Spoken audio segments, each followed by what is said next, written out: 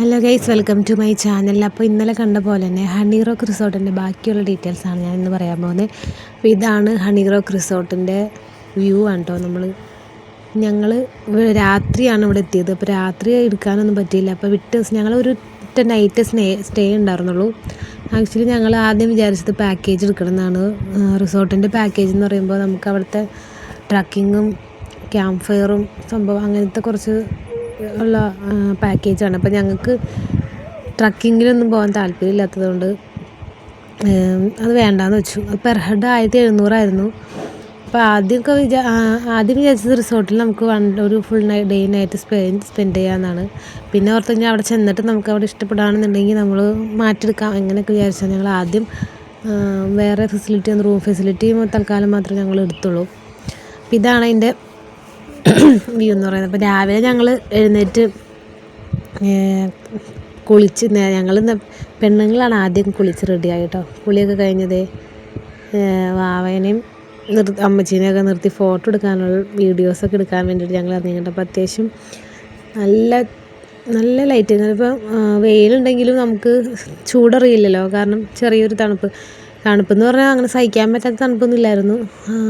പക്ഷേ നമുക്ക് അഫോർഡ് ചെയ്ത് നമുക്ക് സഹിക്കാൻ പറ്റുന്ന രീതിയിലുള്ള ഒരു അറ്റ്മോസ്ഫിയറായിരുന്നു. നല്ല അറ്റ്മോസ്ഫിയറായിരുന്നു. നല്ല വെയിലും ഉണ്ടായിരുന്നു. പക്ഷേ എനിക്ക് ഭയങ്കരമായിട്ട് ഇഷ്ടപ്പെട്ടു. ഏരിയ ഭയങ്കരമായിട്ട് ഇഷ്ടപ്പെട്ടു. ഒത്തിരി പൂക്കളും ഗാർഡൻസൊക്കെ ആയിട്ട്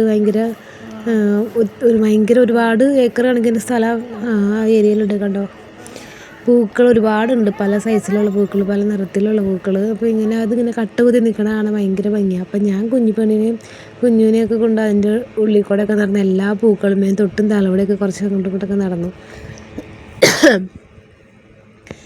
റോസാപ്പൂക്കൾ തന്നെ കട്ട കുത്തി ഇഷ്ടം പോലെ റോസാപ്പൂക്കളുണ്ട് കേട്ടോ. അത് ലൈറ്റ് റോസുണ്ട്, കട്ട റോസുണ്ട്, പിന്നെ ഈ മഞ്ഞപ്പൂക്കൾ, വെന്തിപ്പൂക്കൾ ഉണ്ടോ, ഇതാണ് വെന്തിപ്പൂക്കൾ ഒത്തിരി ഉണ്ട്. അതുപോലെ കൊങ്ങിണിപ്പൂക്കൾ. എനിക്ക് ഭയങ്കരമായിട്ട് ഇഷ്ടപ്പെട്ടത് ഇവിടുത്തെ ഈ ഗാർഡനാണ് ഭയങ്കരമായിട്ട് ഇഷ്ടപ്പെട്ടത്. പിന്നെ പറയാന്നുണ്ടെങ്കിൽ അവരുടെ സർവീസ് നമ്മൾ വിചാരിച്ച അത്രയും ഉണ്ടായില്ല. കുറച്ച് ചില ബാഡായിട്ടുള്ള എക്സ്പീരിയൻസ് ഉണ്ടായിരുന്നു. നമുക്കവിടെ റേഞ്ച് തീരെ ഉണ്ടായിരുന്നില്ല. രാത്രിയിൽ വൈഫൈ അവർ കണക്ട് ചെയ്ത് തന്നെങ്കിലും ആ വൈഫൈയും നമുക്ക് കണക്റ്റ് ആവുന്നുണ്ടാവില്ല. ഇപ്പോൾ രാത്രി മൊബൈലൊക്കെ വെറുതെ ഓഫായിരുന്നു. ഒന്നും ചെയ്യാൻ പറ്റുന്നുണ്ടായില്ല. ഒട്ടും റേഞ്ച് ഉണ്ടായില്ല. BSNL മാത്രം ജിയോയ്ക്കും കുറച്ച് റേഞ്ച് കിട്ടി അമ്മച്ചിയുടെ ഫോണിൽ.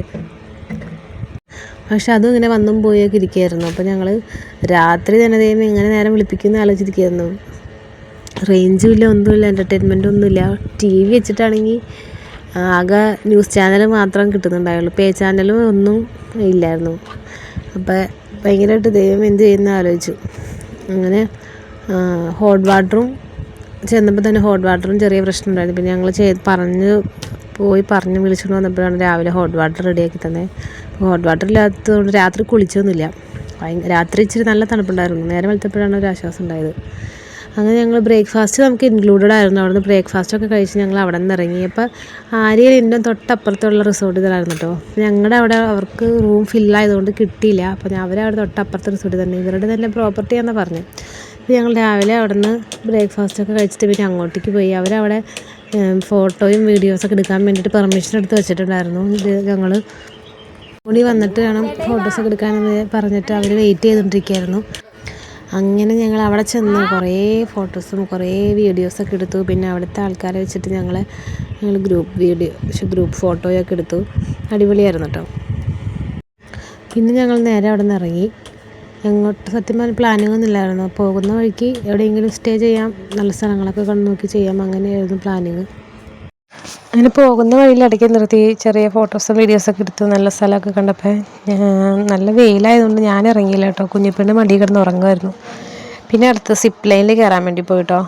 ഫ്രണ്ട്സിന് ഭയങ്കര ആഗ്രഹമായിരുന്നു. ഫ്രണ്ട്സ് വാവനെ വിളിച്ചിട്ട് പോയി. വാവയ്ക്ക് ഭയങ്കര പേടിയായിരുന്നു. പക്ഷേ ഞങ്ങൾക്കും പേടിയായിരുന്നു. പക്ഷേ അവൻ നിർബന്ധിച്ചപ്പോൾ അവൾ പോയി. അങ്ങനെ അവർ നാലുപേരും കൂടിയാണ് സിപ്പ് ലൈനിൽ കയറിയത്.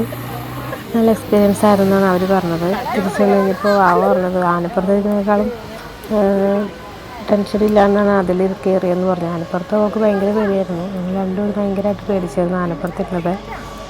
പക്ഷേ എൻ്റെ കുഞ്ഞൂസ് ആയിരുന്നു അടിപൊളി. കുഞ്ഞൂസ് കയറി കൂളായിട്ടിരുന്ന് ഫോട്ടോയ്ക്ക് പോസ്റ്റും ചെയ്ത് അടിപൊളിയായിരുന്നു. അപ്പോൾ ഇങ്ങനത്തെ അഡ്വഞ്ചറസ് ആയിട്ടുള്ള കാര്യങ്ങളൊക്കെ ചെയ്യാനായിട്ട് ഞങ്ങൾക്ക് പണ്ടേ പേടിയാണ്. പ്രത്യേകിച്ച് ജെയ്സൺ ചേട്ടനും ഭയങ്കര പേടിയാണ്. പക്ഷേ റൺസും നേരെ ഓപ്പോസിറ്റാണ് ആ കാര്യത്തിൽ. അപ്പോൾ അങ്ങനെ സിപ്പ് ലൈനിലൊക്കെ കയറി തിരിച്ചു വന്നു. അടിപൊളിയായിരുന്നു എന്ന് പറഞ്ഞ എക്സ്പീരിയൻസ്.